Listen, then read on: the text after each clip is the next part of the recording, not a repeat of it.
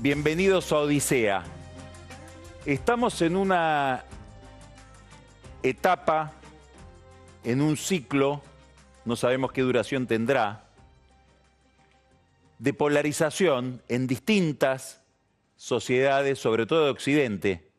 Lo estamos viendo en Brasil, según el resultado de la última elección. Brasil está fracturado entre dos bloques, los que votan a Bolsonaro, sobre todo para impedir que vuelva el PT, y los que votan al PT para impedir, muchos de ellos, que gane Bolsonaro. La Argentina también es una sociedad polarizada. La polarización tiene trampas.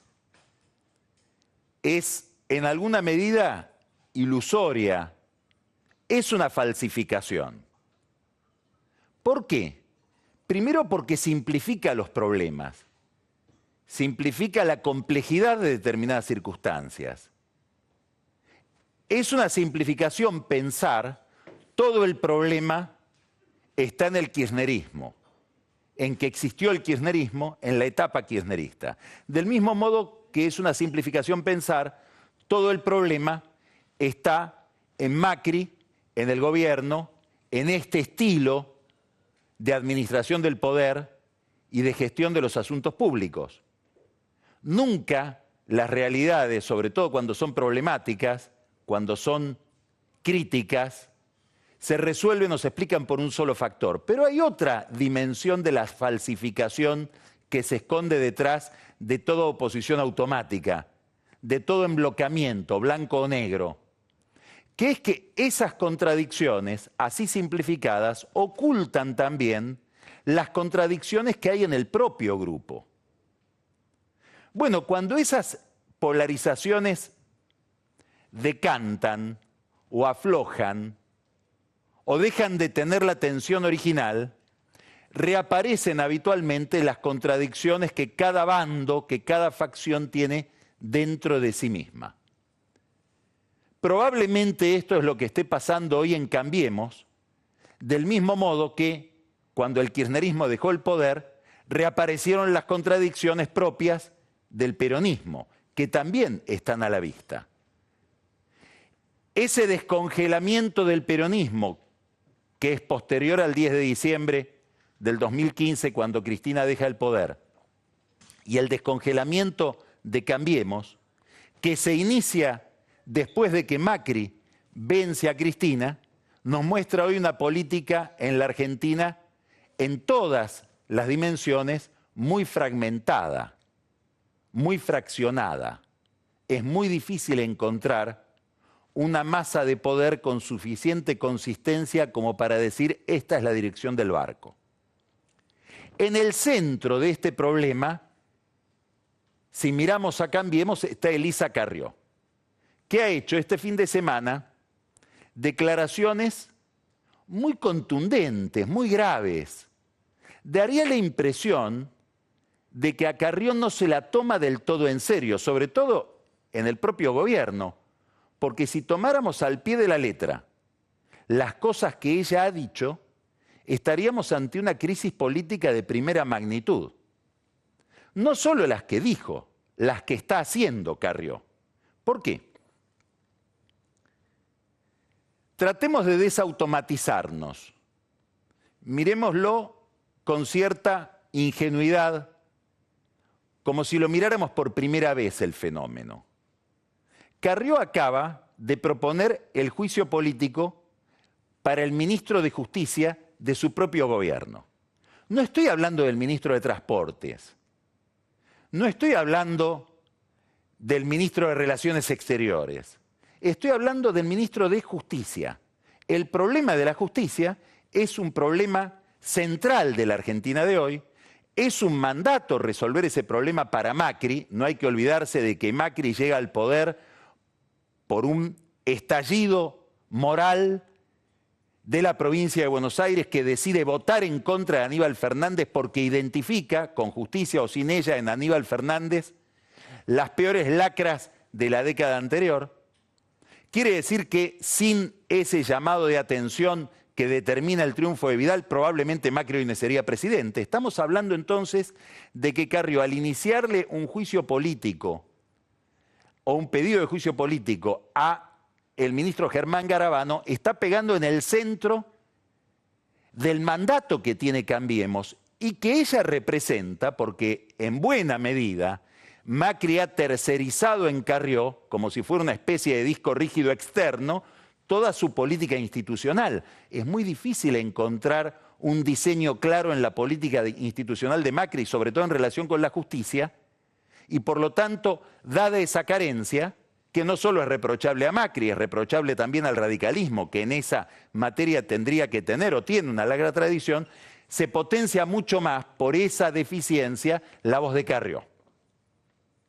Ahora, inmediatamente después de denunciar que ella le va a llevar adelante el juicio político a Garabano, básicamente por la conducta de Garabano en relación con el caso AMIA y con la causa de encubrimiento a funcionarios del menemismo en el tema AMIA, tema extraordinariamente escabroso, donde como todo lo que tiene que ver con la AMIA se cruzan de manera muy opaca los servicios de inteligencia, también le reprocha a Garabano haberle dado un lugar que no sabemos qué dimensión tiene, aparentemente un lugar decorativo, pero para Carrió muy importante, a la ex procuradora de la provincia de Buenos Aires, María del Carmen Falvo, que lideraba un sistema de fiscales impugnado por Carrió porque Carrió identificaba en ese sistema de fiscales contaminaciones con el narcotráfico.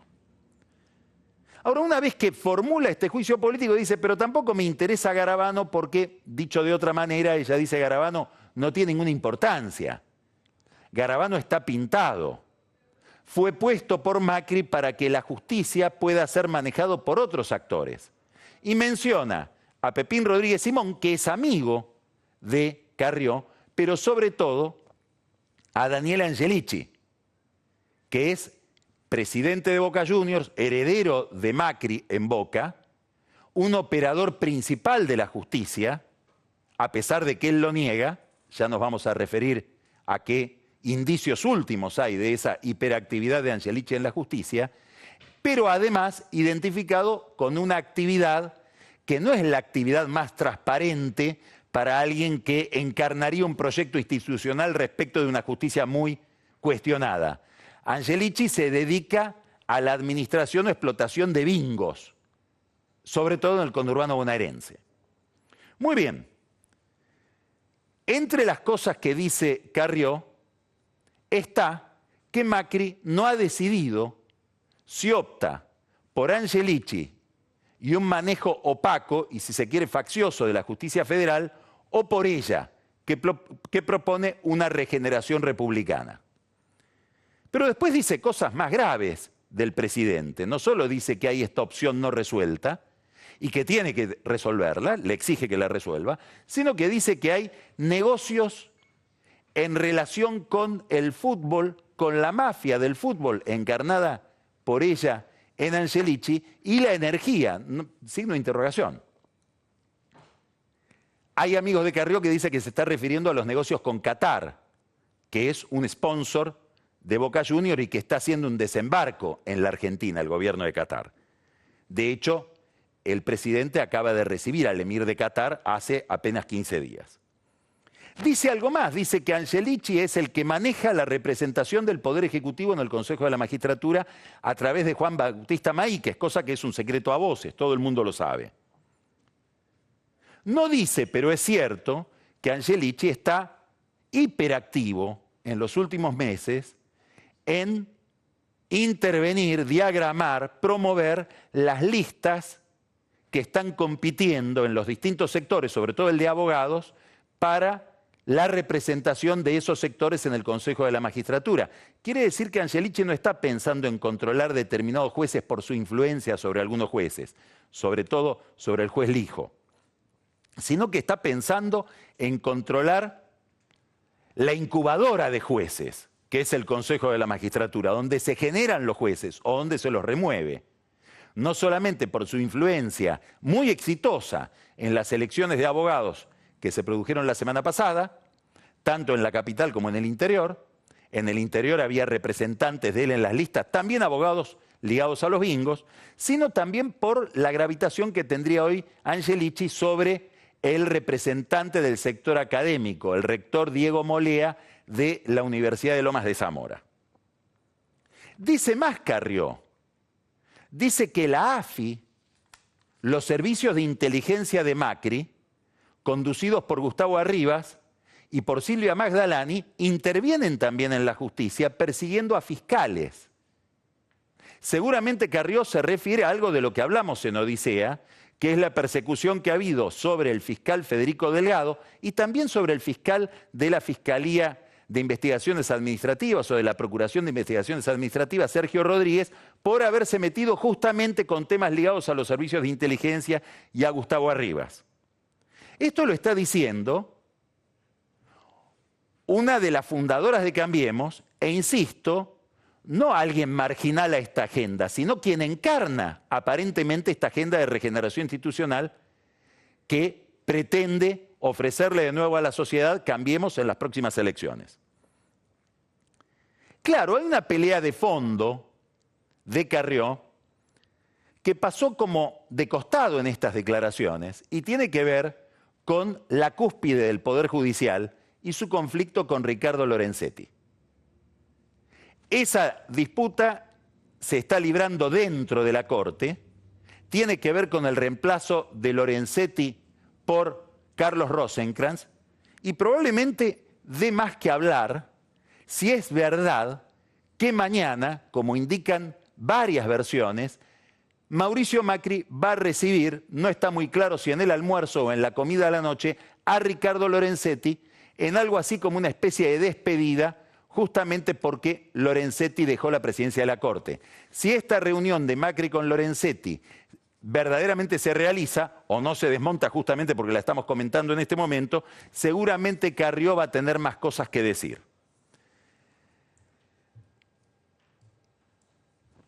No es el único problema que le aparece a la coalición Cambiemos esta disidencia de Carrió en el plano institucional. El radicalismo le ha planteado a Macri, por segunda vez en el año, una disidencia en un tema también estratégico desde el punto de vista económico, que es la política tarifaria, la política energética del gobierno, que está a su vez ligada a la política fiscal, porque una de las grandes distorsiones que dejó el kirchnerismo en materia energética es una masa indiscriminada, falta o agraviante de la equidad que debe haber en la economía y en la sociedad de subsidios. Bueno, esto reapareció ahora con este ajuste que tiene que haber en las tarifas porque las empresas distribuidoras de gas reclaman que sean compensadas en el pago del producto del gas a los productores debido a la devaluación de la moneda. Esta es una discusión que tiene que ver con una reglamentación del año 92. Muchos observadores dicen, bueno, justamente se concedían estos costos que incluyen el costo cambiario o una especie de seguro de cambio porque en el 92 había convertibilidad y no estaba planteada con tanta verosimilitud la hipótesis de que pueda haber una gran devaluación, ahora una devaluación del 100%, y hay también otras voces que dicen, cuidado, porque este problema del impacto de la devaluación sobre el precio del gas de los usuarios y sobre el precio del gas a los distribuidores se debe también a una política del actual gobierno porque con una visión muy optimista del futuro, sobre todo del futuro del mercado de cambios, de la estabilidad en la paridad entre el dólar y el peso, admitió la dolarización de los contratos entre los distribuidores y los productores de gas. Y esa dolarización, amparada por el ministro Aranguren, es la que ahora ha estallado o ha hecho estallar el mercado porque nadie preveía el año pasado, cuando se bendecían esos contratos dolarizados, que iba a haber una devaluación del 100%. Quiere decir que alguna responsabilidad tiene la política oficial sobre lo que estamos viendo en cuanto a descalabro de muchos mercados por efecto de la devaluación y también por efecto de la suba extraordinaria o exorbitante de la tasa de interés. Lo cierto es que el radicalismo disiente en este punto, el gobierno se hace cargo de la disidencia y decide que en vez de ser los usuarios, es decir, quienes consumen el gas, sean los contribuyentes los que paguen el subsidio o los que paguen esta compensación cambiaria. Digo los contribuyentes porque lo que han dicho las noticias es el Estado. Y como decía Borges, el Estado es una abstracción que ha llevado, por ejemplo, a Ángel Rosas a decir, lo logramos, los radicales logramos que sea el Estado el que se haga cargo de la compensación, como si el Estado no fueran los contribuyentes. Muy bien, esta impugnación del radicalismo plantea un problema que está por debajo de la cuestión tarifaria y al que nos vamos a referir en un minuto, que es la cuestión electoral. Los radicales están preocupados por la presión que la política tarifaria ejerce sobre los sectores medios, que son tradicionalmente los que los votan a ellos. Pero hay que aclarar que todavía no terminó el problema tarifario, porque ahora que se va a hacer cargo el Estado, la pregunta es, ¿cuándo el Estado va a pagar esta compensación? Porque lo que se ha decidido es que se pague a partir de octubre del año que viene.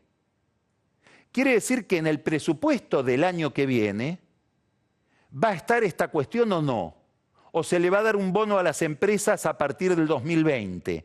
¿Cuándo las empresas productoras van a recibir la compensación que deben recibir de parte de los distribuidores y que no la van a pagar los usuarios sino los contribuyentes? Es un signo de interrogación que todavía pesa sobre todo el sector energético, que tiene un problema grave porque no solamente han sido dolarizados los contratos del gas, sino que toda la política de energías renovables también se basa en contratos dolarizados. Bueno, quiere decir que, como era previsible, la devaluación le plantea a la política del gobierno de Macri, sobre todo en algunos sectores regulados y dolarizados, un enorme inconveniente. Esta es la cuestión técnica. Por detrás de la cuestión técnica está la cuestión política. No solamente disienten los radicales y dicen, lo logramos, le arrancamos al gobierno, que sea el Estado el que pague, como si no fuera su propio gobierno, sino que además el fiscal Marijuán, a título personal, no como fiscal, también inicia una denuncia penal contra el secretario de Energía, Iguacel, y después esa denuncia penal es replicada o tiene una especie de rebote en una denuncia penal del Frente Renovador de Sergio Massa, llevada adelante por Graciela Camaño. Hay una vieja relación entre Massa y el fiscal Marijuán que pareciera reactivarse ahora, aunque ambos dicen que están peleados por algunos detalles de la vida de Tigre. Lo cierto es que el gobierno sigue creyendo que están vinculados. Todo esto va a determinar un expediente que se abre en lo de la doctora Servini de Cubría. La doctora Servini de Cubría delega la investigación, una investigación delicadísima para el gobierno, en la fiscal Paloma Ochoa, muy identificada Paloma Ochoa con justicia legítima y con lo que sería la influencia del kirchnerismo en los tribunales federales, y da la impresión de que esta causa va a avanzar con cierta agresividad. Es decir, habría que ver inclusive si mañana no hay un allanamiento en la Secretaría de Energía dispuesto por la jueza Servini de Cubría a pedido de la fiscal Ochoa. Por detrás de estos problemas energéticos judiciales, igual que por detrás de toda la impugnación moral que Carrió le hace a Mauricio Macri, repitiendo muchas veces de manera muy agraviante para el padre de Macri que ella tiene tolerancia frente al hijo de Franco Macri, por detrás de todo esto, por supuesto, hay una cuestión que tiene que ver con la política pura y que tiene que ver con la cuestión electoral. Muchas de las cosas que dice Carrió se conocían hace un año o hace 2 años. Ella misma denunció una y otra vez la presencia de Angelici en la operación judicial de Macri. ¿Por qué estalla ahora con esta virulencia el tema? Bueno, muy probablemente por la recesión. La recesión está introduciendo una inquietud electoral y política en el seno de Cambiemos. ¿Por qué? Porque la recesión pone en tela de juicio la capacidad electoral del oficialismo. Y la recesión es todavía un fenómeno traumático que está en el PowerPoint de los economistas. Todavía no la estamos sintiendo en la piel. Sin embargo, Carrió y los radicales, por distintos argumentos, con distintas agendas, empiezan a disentir respecto del gobierno. La pregunta es, ¿esto va a decantar en una cuestión electoral?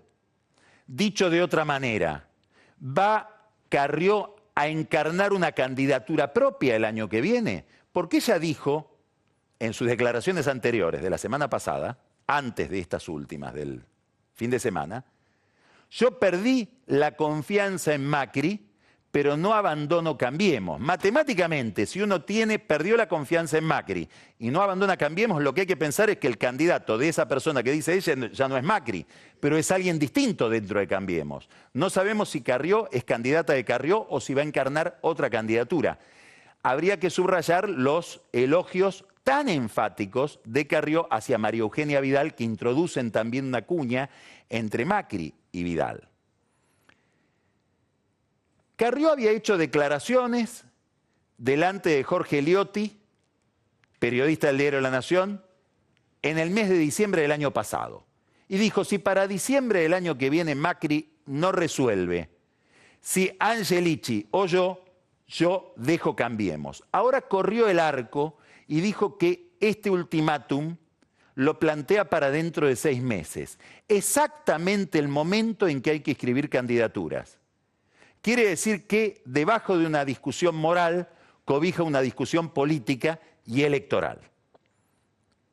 El radicalismo también está inquieto por el destino electoral que le propone Macri. Ya mencionamos recién que detrás de la política tarifaria no ve un problema energético, sino que ve un problema de castigo a los sectores medios, en los cuales se ha sentado siempre la estrategia electoral del radicalismo. Y ahora aparece otra novedad. Una encuesta de la Universidad de San Andrés, curiosamente la que presidía el doctor Rosenkrantz, indica que Ricardo Alfonsín tiene más popularidad y está en un cuadrante electoral más ventajoso inclusive que Vidal en la provincia de Buenos Aires. Tiene más imagen positiva. Ricardo Alfonsín, que se ha mantenido en un segundo o tercer plano respecto de las relaciones entre el radicalismo y Macri, y que ha mantenido desde el comienzo una disidencia respecto del alineamiento del radicalismo detrás de Macri. ¿Cuánto va a interpelar este éxito de Alfonsín en esa encuesta en el resto de los radicales y cuánto va a levantar la presión de los radicales respecto de Macri? Todo esto tal vez podamos verlo el viernes que viene, que va a haber en Buenos Aires una reunión importante de toda la dirigencia radical. Opciones electorales, la posibilidad de que en Cambiemos empiece a resquebrajarse lo que parecía hasta ahora un bloque verticalizado detrás del presidente. Es lo de menos, porque lo electoral todavía está por verse. Las elecciones son el año que viene. El problema no es un problema electoral. Antes que el problema electoral, hay un problema de autoridad de Macri. Y probablemente en el gobierno no le dan tanta importancia a este problema, porque en Macri y aún en muchos ministros hay un aprecio, una mayor preocupación por la calidad de la receta del gobierno, sobre todo por la calidad de la receta económica. Macri, muy probablemente con razón, lamenta ser una minoría en la Argentina que privilegia determinadas reglas de juego en materia económica y en materia sobre todo de mercado. Y se siente una especie de bicho raro frente a un universo, llamémosle, para decirlo con una etiqueta tan controvertida, pero que simplifica también todo, populista. Muy bien, Macri defiende lo que sería para él una receta correcta. ¿Importa tanto la receta si no tengo el instrumento político, el músculo político para llevarla adelante? ¿Qué es lo más importante? ¿La calidad y el purismo de la receta administrativa? ¿O la coalición en la cual esa receta se sostiene y se implementa? Esta es una pregunta que en el gobierno no responden con toda claridad. Y muy probablemente Macri haría mejor en resignar parte de la calidad que él le adjudica a su receta con tal de mantener un poco más cohesionada su fuerza política, sin la cual ninguna receta va a caminar. Uno recuerda el programa aquel de Ricardo López Murphy, en plena crisis de la Alianza, que era un programa para López Murphy perfecto, pero había un detalle, no caminaba políticamente. Duró 2 horas ese programa. No hay ningún programa de gobierno excelente si no tiene una instrumentación política, porque gobernar no es hacer lo que el presidente sueña cuando se está duchando a la mañana. Es eso, más dotar a eso de un aparato de poder que permita llevar eso a la práctica. Eso es lo que está puesto hoy en tela de juicio. Y es lo que con picardía señala Urtubey. Juan Manuel Urtubey dice, pobre Macri, no la controla a Carrió. Y es esto el problema que aparece hoy, este es el problema que aparece hoy en la visión que uno puede tener del oficialismo y que seguramente se estarán preguntando por ese problema los mercados. Bueno, la receta, el acuerdo con el fondo, el déficit cero, todo eso puede ser muy bonito, pero ¿hay capacidad para implementarlo? Porque daría la impresión de que el presidente ha perdido el control político de su propia coalición. Esto es lo que plantea Urtubey desde un peronismo más desarticulado que el gobierno. De hecho, Mansur, que quiere ser presidente, el gobernador de la provincia de Tucumán, apoyado por empresarios como Adrián Huerten o el eterno Hugo Sigman, que es un padrino antiguo de Mansur desde que era ministro de Cristina Kirchner, y una alianza con el sector de la salud que se expresa en el Sindicato de Sanidad de Héctor Daer, lanza su candidatura presidencial subliminalmente, invitando a todo el peronismo a festejar el 17 de octubre en Tucumán. Y ya Urtubey dice yo no voy, Schiaretti dice yo no voy, y Mansur prefiere hacer de ese festejo una especie de gesto hacia la interna tucumana porque tiene el problema de que Alperovich le ha salido ahora kirchnerista y lo enfrenta desde probablemente Unidad Ciudadana. Lo que estamos diciendo es que sigue siendo un activo muy importante de Macri la fragmentación opositora. Por lo tanto, el chiste de Urtubey es un chiste de poca gracia dicho desde el peronismo, donde hay más fragmentación que en el gobierno, a donde Urtubey señala esta disidencia de Carrió. Quiere decir que el problema no es un problema solamente electoral, es un problema tan viejo como la existencia de la política. El problema no es si Carrió va a ser candidata, tampoco es si, por reflejo de la disidencia de Carrió, los radicales van a imaginar una candidatura distinta de la de Macri para el año que viene. Antes de todo eso, hay una incógnita más importante que el presidente debe resolver cuanto antes, y es ¿a dónde está el poder? Vamos a empezar Odisea con un diálogo que va a ver usted, va a ser muy interesante. Vamos a ir desde los aspectos biográficos hasta la visión que hoy tiene del mundo, una figura muy conocida de la Argentina, una protagonista de este oficialismo en su primer tramo. Estamos hablando de Susana Malcorra, quien acaba de escribir un libro testimonial sobre cuál es el papel de una mujer en distintas estructuras económicas, empresariales, de poder. Pero no nos vamos a privar tampoco, teniendo a la Malcorra en el estudio, de hablar de cómo está viendo el mundo y cómo está viendo la política exterior de la Argentina. Empezamos Odisea.